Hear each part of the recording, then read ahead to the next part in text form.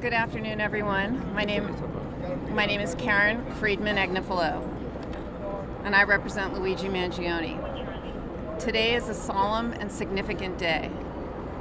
With today's guilty plea, Mr. Mangione has accepted full responsibility for the death of Brian Thompson, arising from the events of December 4th, 2024, outside of the United Healthcare Investor Conference here in Midtown Manhattan.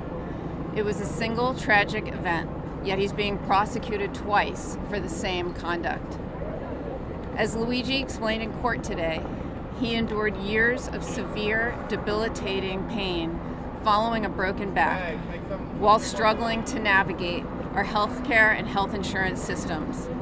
Like the thousands of people who have reached out since this tragedy to share their own experiences, he believed that the system had failed him and destroyed his life.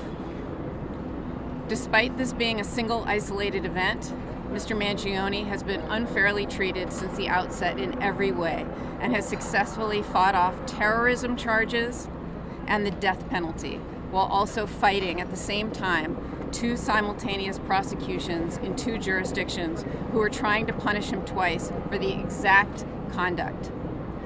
He's been treated differently from every other defendant charged with this offense in New York. However, thankfully, New York law does not allow this.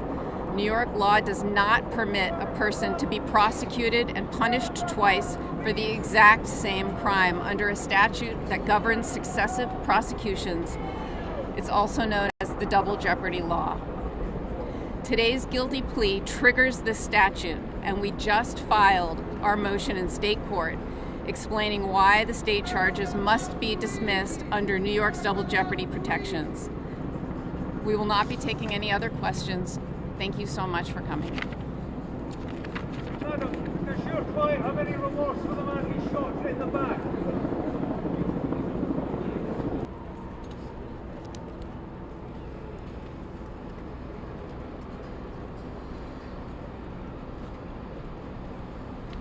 Good afternoon. I'm Jamie McDonald, United States Attorney for the Southern District of New York.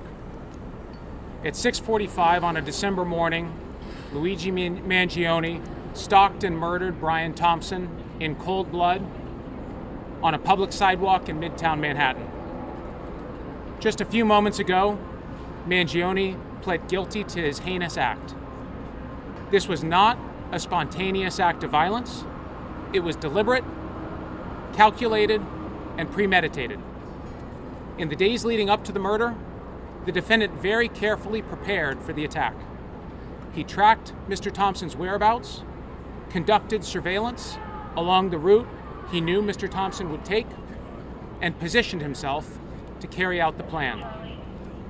Then, on a sidewalk on West 54th Street, the defendant murdered Mr. Thompson, shooting him from behind with a 9mm handgun equipped with a silencer. He shot Thompson twice at close range. The second shot came as Mr. Thompson turned and faced the defendant. The defendant did this as everyday New Yorkers walked nearby, and while the rest of the city woke up to start their day. Mangione then ran away, leaving Mr. Thompson to die. The defendant committed this murder in an attempt to draw public attention to his dislike of certain businesses. But we live in a civilized society governed by the rule of law. We debate, we disagree, we protest. We do not commit murder. No grievance, political belief, or ideological cause can ever justify murder. There can be no celebrity in assassination. Any person who celebrates, encourages, or excuses actions like these is fundamentally wrong. Mangione attempted to send a public message through violence, but the message that emerges today is very different. Violence is not a legitimate instrument to promote any political or social message. And those who resort to violence in an effort to advance their beliefs will be prosecuted, convicted, and put in jail.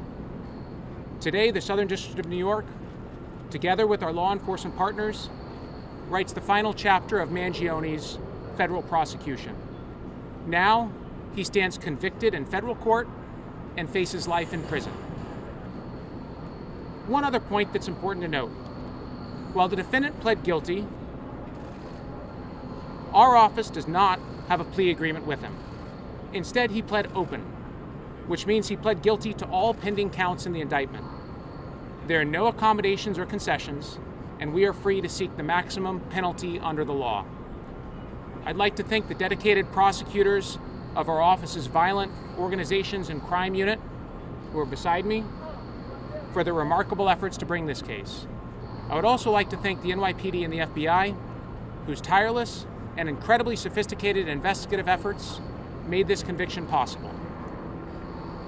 Finally, I want to express on behalf of all of us here our deepest sympathy and compassion for the many family members and friends of Brian Thompson.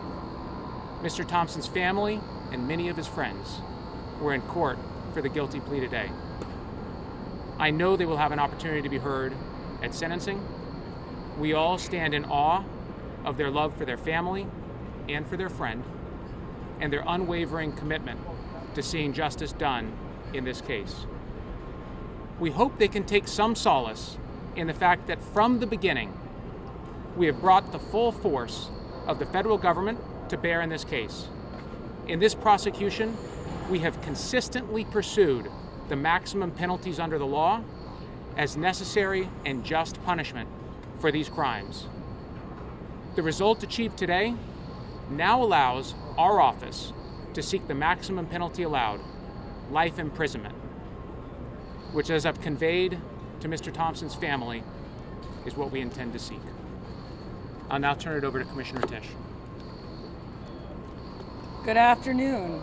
Thank you, U.S. Attorney McDonald, and thank you to the prosecutors and the federal law enforcement partners who have worked alongside the New York City Police Department throughout this case. Today, Luigi Mangione pleaded guilty in connection with the murder of Brian Thompson on a Midtown Manhattan sidewalk in December of 2024. This is an important moment of accountability, and my thoughts remain first and foremost with Mr. Thompson's family and everyone who knew and loved him. But I also want to take a few minutes today to recognize the extraordinary police work that brought us here. From the moment that Mr. Thompson was assassinated on the morning of December 4th, the NYPD mobilized an enormous investigative effort. Our detectives combed through thousands of hours of surveillance video, followed up on hundreds of tips, and worked through an extraordinary volume of forensic and digital evidence. They used some of the most sophisticated technology available to law enforcement, and they paired it with the kind of painstaking, old-fashioned detective work that has defined the New York City Police Department for generations, interviewing witnesses, canvassing neighborhoods, retracing the suspects' movements, and pursuing every viable lead. Most importantly, they developed a clear image of the man we were looking for and got that image out to the public and to law enforcement agencies across this country 5 days after the murder. That work paid off in Altoona, Pennsylvania, where an alert member of the public recognized Mangione and local police took him into custody. That was not simply a lucky break. It was the culmination of 5 days of relentless investigative work that gave the public the information it needed to recognize the suspect and gave our law enforcement partners what they needed to act. This case began with the worst kind of violence on our streets. It was answered by the very best of the New York City Police Department. To every member of the NYPD who played a role in this investigation, you should be enormously proud for bringing us to this day. And to those who idolize Luigi Mangione, I say this: violence is not a cause, murder is not a message, and a killer is certainly not a hero. Now I'd like to introduce the FBI's Assistant Director in Charge for the New York Field Office, Jim Barnacle. Thank you, Commissioner. Good day. My name is James Barnacle. I'm the Assistant Director in Charge of the FBI New York Field Office. I want to begin by addressing the family, friends, and colleagues of Brian Thompson. We had the chance to sit down with the family this morning. and they are still grieving. And they have been grieving for almost 2 years as Brian was taken away in the most heinous way possible. They lost a son, a brother, a husband, and a father, and a friend to many colleagues and other people. The family deserves closure, the clarity, and the assurance that every step taken throughout our investigation, the New York City Police Department's investigation, the Altoona Police Department's investigation, and the U.S. Attorney's Office prosecution reflected the gravity of the situation and the importance of Brian's life. While today's plea doesn't replace the void he left behind, I hope it offers a glimmer of the closure that the Thompson family and friends deserve. This tragedy shocked the nation and left a deep impact on everyone it touched. Violence driven by hostility toward opportunity and success stands in sharp contrast to the values true Americans hold dear. But rest assured, this FBI and our partners never stop working to bring this killer to justice. While a plea was entered today, we know the crime has not been erased. Thank you to the FBI's Violent Crime Task Force, our largest partner on that task force, the New York City Police Department, the New York State Police Department. Thank you to the prosecutors and the United States Attorney's Office for the Southern District of New York, led by Jamie McDonald. Thank you. And I want to thank the officers and detectives of the New York City Police Department, led by Commissioner Tisch, for your agency's unwavering pursuit of truth and accountability. Thank you, Commissioner. I also like to thank the Altoona Police Department in Pennsylvania and the Pennsylvania Department of Corrections, who helped facilitate the extradition to New York. We're incredibly grateful to our partners, and we wish the Thompson family comfort and strength as the legal process continues. Mr. McDonald. Thank you. Thank you all.